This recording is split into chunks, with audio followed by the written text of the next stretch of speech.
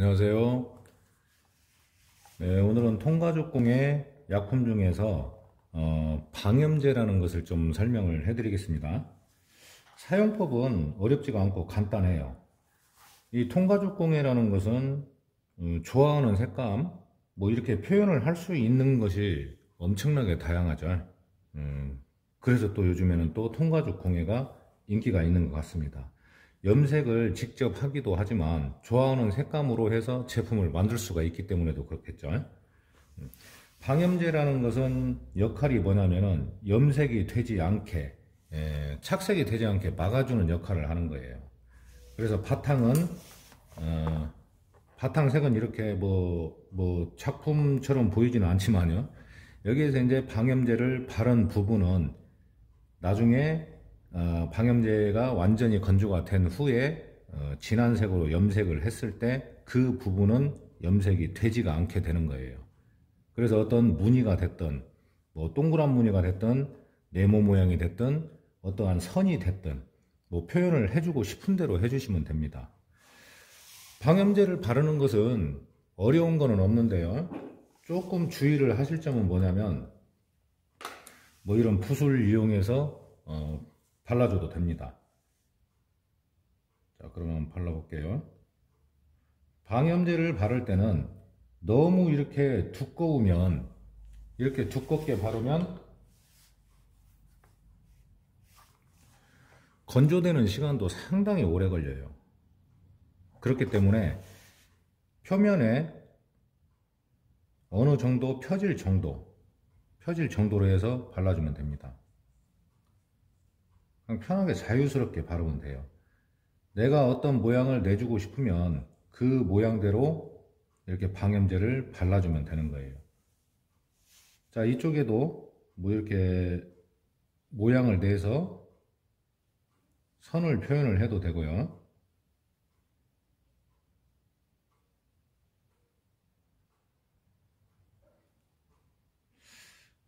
그림을 제가 못 그리기 때문에 뭐 이러한 어떤 꽃 모양을 표현을 해도 좋습니다. 이 바탕의 색이 나중에 보여지기 때문에 그러는 거예요.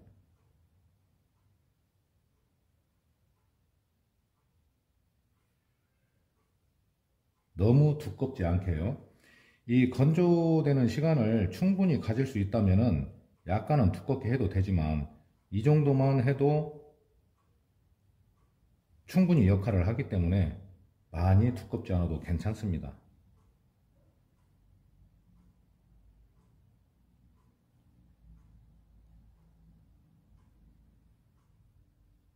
제가 지금 그린 것이 꽃은 아니고요. 뭐 그렇게 안 보이실지는 모르지만 네이크로버입니다. 행운을 가져다 주는 네이크로버요.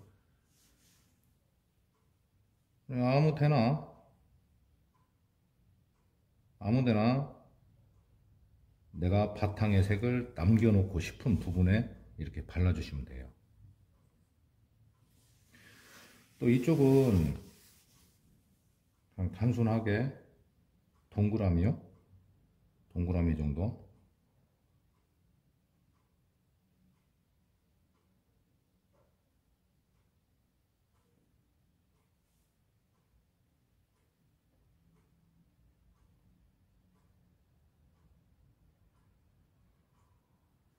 작은 소품이나 케이스 종류를 만들 때도 이 방염제를 사용을 하면은요, 보기가 좋고 이쁘죠. 이 바탕의 색을 좀 더 다양하게, 근데 너무 어두워도 좋지는 않습니다. 왜냐면 나중에 이 겉면에 어두운 색으로 염색을 해주기 때문에요, 잘 표현이 안 될 수가 있어요. 자, 이렇게 조금만 간단하게.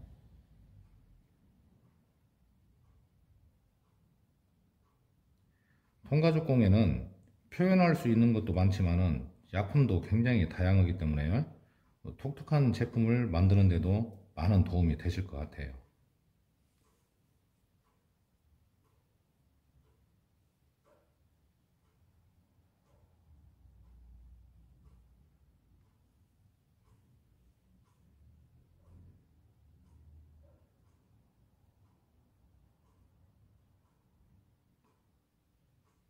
그림을 배워보신 분들은 참 그림을 잘 그리실 것 같은데 저는 안 되네요.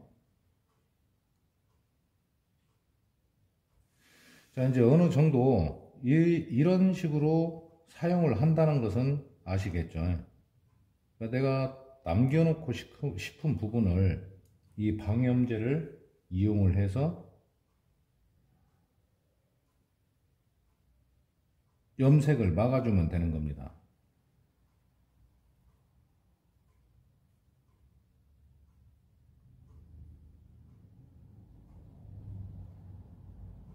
이 두께는 몇 번 연습을 해보시면은 내가 나중에 건조가 된 후에 벗겨낼 때 잘 벗겨지는 정도, 그 정도로 해주시면 될 것 같아요.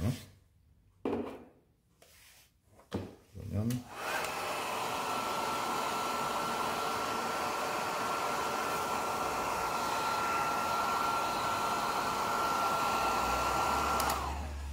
이 건조되는 시간이 좀 오래 걸리니까요.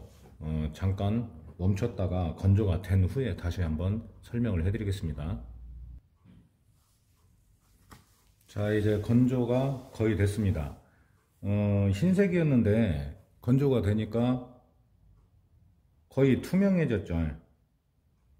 요런 상태가 돼야지만이 이제 다 말랐다, 건조가 됐다, 그렇게 생각을 하시면 돼요.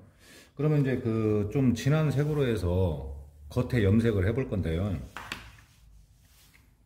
진한 밤색을 이용해서요. 이런 신문지를 좀 깔아주고, 거즈를 이용해서 염색을 할 건데요. 너무 양이 많지 않게 하시면 돼요.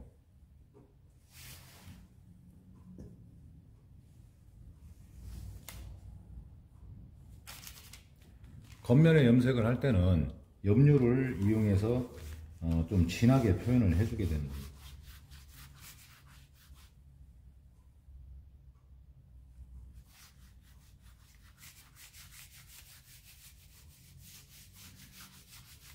얇게 2번 내지 3번을 해줘야 되는데 좀 색감의 차이를 알 수 있게 좀 진하게 해볼게요. 이쪽 부분도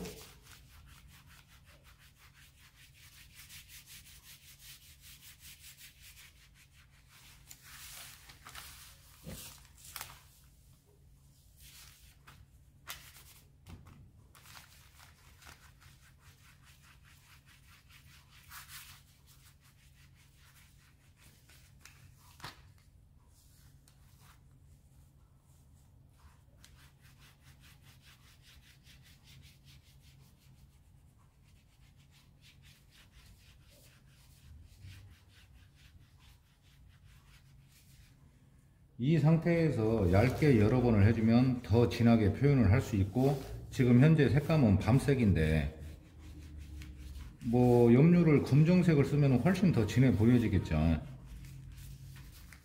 그거는 자유스럽게 표현을 해주시면 됩니다.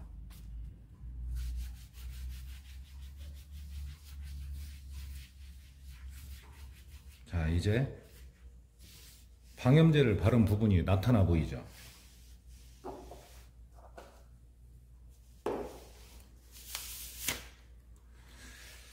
자, 장갑을 벗고요. 이제 이 염료만 잠깐 건조를 해 보겠습니다.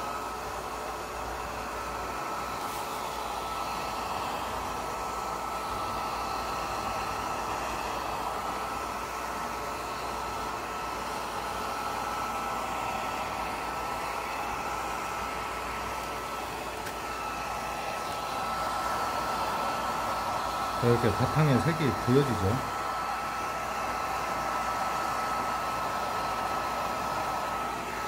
조금만 세게 해볼게요.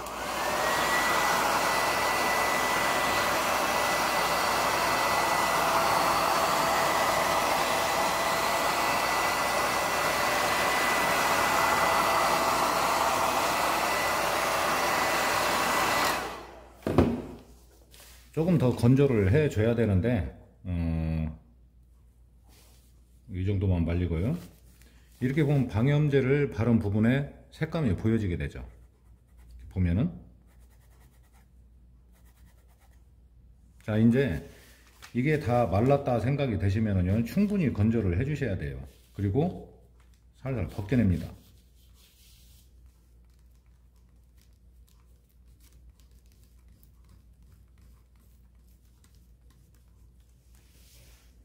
자, 그럼 이렇게 방염제가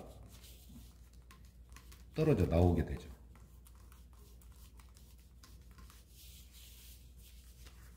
그리고 제일 중요한 크로버. 방염제가 너무 얇게 발라지지 않도록 해주시는 것도 중요하고요. 또 반대로 너무 두꺼우면은 건조 시간이나 이런 게 너무 오래되면은 뭐라고 해야 되죠? 이 염색약이 바탕을 뭘로 하느냐에 따라서 그 염색약까지 같이 떨어지는 경우가 있어요. 그러니까 너무 두껍지 않고 너무 또 얇지도 않게 해서 이렇게 표현을 해주면 되십니다.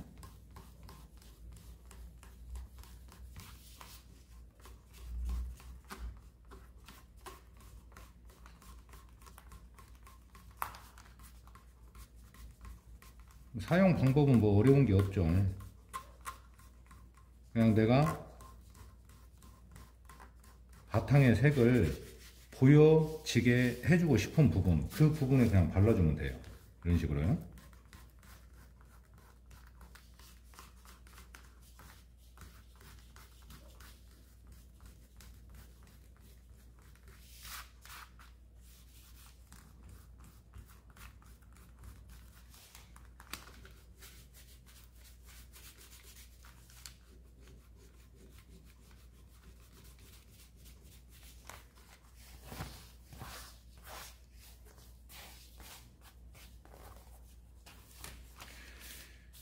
자, 지금 이 가루처럼 이렇게 방염제가 떨어져 나오게 됩니다. 어려운 방법은 아니죠. 어려운 방법은 아닌데 이게 잘 활용을 하게 되면은 좀 이쁜 소품을 만들 수가 있는 그런 방법이 되겠습니다. 오늘은 방염제에 대해서 설명을 해드렸는데요. 많이 쓰거나 자주 쓰지는 않더라도 이렇게 약품을 다양하게 알고 있으면 나만의 제품을 또 만들 수가 있는 그런 좋은 방법이 될 것 같습니다.